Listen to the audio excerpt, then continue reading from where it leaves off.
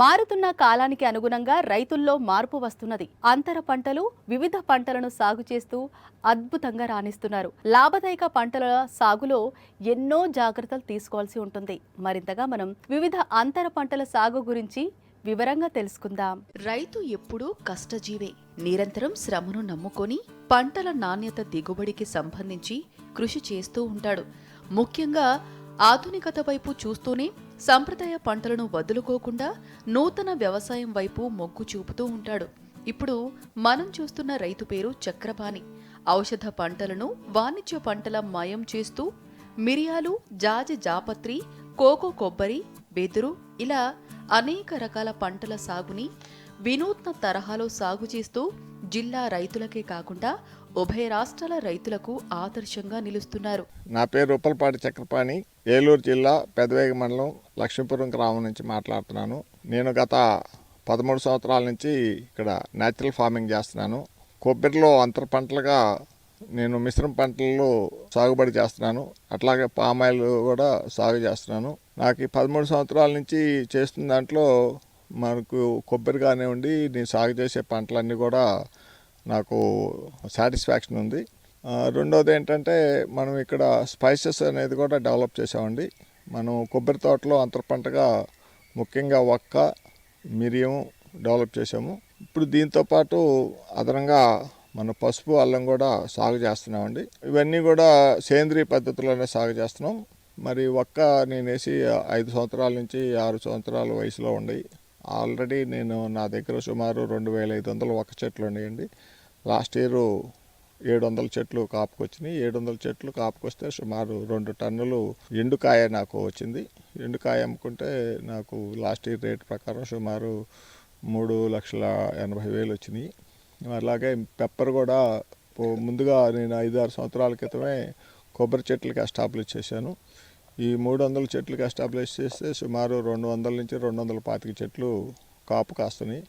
ఈ సంవత్సరం సుమారు నాకు ఒక అరటన్ను మిరియం కూడా కాసింది. అరటన్ మిరియం కూడా ఇంకా నేను అట్నే అమ్మకం చేయలేదు. ఎవరన్నా వస్తే తెలిసిన వాళ్ళకి కేజీ 600 లెక్క ఇస్తా ఉన్నాం.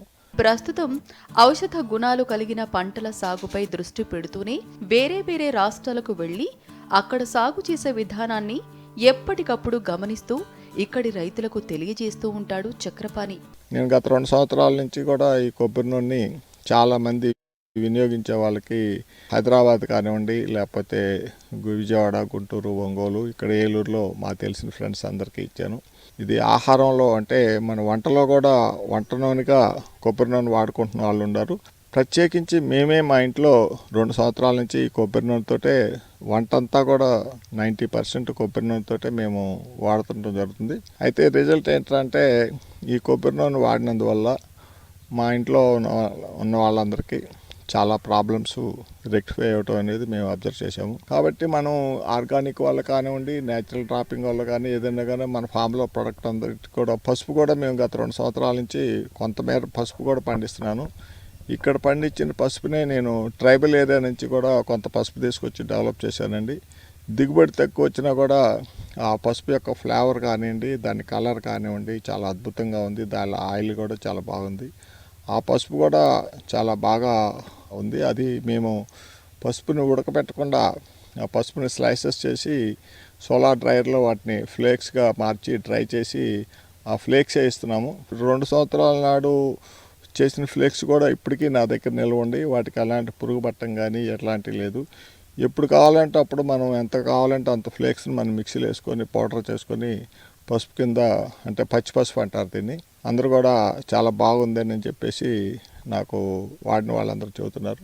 కాబట్టి మనము ఈ సేంద్రియ వ్యవసాయం చేయటం వల్ల దీంట్లో వచ్చే ప్రోడక్ట్ అంతా కూడా చాలా వాల్యుబుల్గా ఉంది. అందరూ కూడా చాలా ఫ్లేవర్ కానివ్వండి, టేస్ట్ కానివ్వండి, ఏ రకంగా చూసినా కూడా చాలా అద్భుతంగా ఉందని చెప్పి మా మిత్రులు, శ్రేయాభిలాషులు అందరూ చెబుతున్నారు. కాబట్టి మేము మన రైతు సోదరులందరూ కూడా భవిష్యత్తును దృష్టిలో పెట్టుకొని ఈ ఆర్గానిక్ ఫార్మింగ్ కానీ, న్యాచురల్ ఫార్మింగ్ కానీ దృష్టి పెడితే మనం అంతర పంటలుగా ఇక్కడ ముఖ్యంగా మన పశ్చిమ గోదావరి జిల్లాలో ఈ కృష్ణా గోదావరి మధ్యలో ఉన్నటువంటి భూమి చాలా అద్భుతమైనది. నా అబ్జర్వేషన్ ప్రకారం ఇక్కడున్న భూమి చాలా సారవంతమైంది. మంచి వాటర్ కూడా చాలా మంచి నీరు. ముఖ్యంగా మనకి ఇక్కడ ఎండ కానివ్వండి, హ్యూమిడిటీ కానివ్వండి, అన్నీ మనకి సంపాల్లో చెట్లకు అందుతున్నాయి.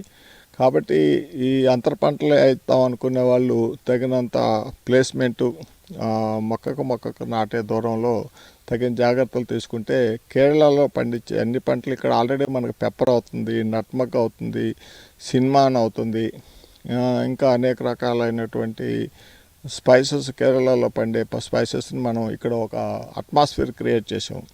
ఇన్ని పంటలు వేసినందువల్ల ఇక్కడ ఒక అట్మాస్ఫియర్ బయట కంటే కూడా ఇక్కడ ఎండ తక్కువగా ఉండటం వల్ల కానీ నీడను కానీ మంచి ఫ్లేవర్తో కూడా స్పైసెస్ వస్తున్నాయి. మన రైతాంగం కూడా మరి ఒకే పంట వేసుకుంటే మనకు తగినంత ఆదాయం రాదు. కాబట్టి మనకి ఇక్కడ ఈ స్పైసెస్ అన్నీ పండించుకోవటానికి, డెవలప్ చేయడానికి అవకాశం ఉంది. దీని రైతులు ఇంకా పరిశీలించి ఇంకా మరిన్ని రకాల పంటలు వేసుకొని మనం ఇక్కడ అధిక ఆదాయం పొందడానికి అవకాశం ఉందని చెప్పి తెలియజేస్తున్నాం సార్. ఎన్నో అవార్డులు, రివార్డులు పొందారు ఆయన. పంట దిగుబడులు బాగా రావాలంటే ముందుగా మనం ఎంచుకున్న నేలల్లో ఏ పంట పండుతుంది అనే విషయంపై పూర్తి అవగాహన ఉండాలి. అన్ని నేలలు అన్ని పంటలకు అనుకూలం కాదు. మా మండలంలో అత్యధికంగా ఎక్కువగా మనకి ఉద్యాన పంటలు సాగు చేస్తారు. అందులో ప్రధానంగా పామాయిలు, కొబ్బరి, కోకో ఎక్కువ సాగులో ఉంటుంది.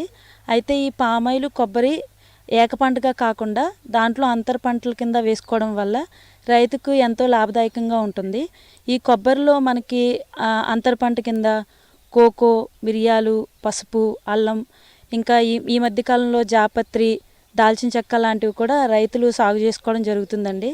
అయితే దీనివల్ల ఏంటి ఉపయోగం అంటే మనకున్న ఒకే స్థలంలో రకరకాల పంటలు వేసుకోవడం వల్ల ఒకే ఏరియా నుంచి మనకి అన్ని రకాల పంటల నుంచి కూడా ఆదాయం అనేది రావడం జరుగుతుంది. దానివల్ల రైతుకి ఎంతో బెనిఫిట్ అయితే ఉంటుంది. కాబట్టి ఈ పామాయిల్లో కానీ కొబ్బరిలో కానీ మేమైతే 4 సంవత్సరాలు పైబడిన కొబ్బరి మరియు పామాయిల్ తోటల్లో కోకోని అంతర పంటగా రైతులకి ప్రోత్సహించడం జరుగుతుందండి. ఉద్యాన శాఖ ద్వారా రైతులకి మనము కోకో, కొబ్బరి ఇలాంటి వాటివి సబ్సిడీ ద్వారా అందజేయడం జరుగుతుందండి.